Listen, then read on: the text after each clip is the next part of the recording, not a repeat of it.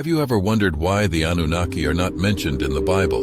The Anunnaki are known as ancient deities from Mesopotamian mythology, who supposedly created humans.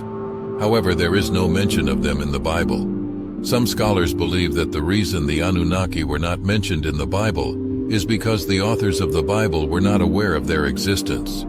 Others believe that the Anunnaki were deliberately omitted from the Bible by religious leaders. According to ancient texts, the Anunnaki were powerful beings who were able to live for thousands of years. They were known to have advanced technology and were revered as gods by the Sumerians. It's possible that the leaders of early Christianity did not want to acknowledge the existence of other powerful beings, as it could have threatened their own power and authority. Alternatively, it's possible that the stories of the Anunnaki were simply not included in the Bible because they did not fit with the narrative that early Christians were trying to create.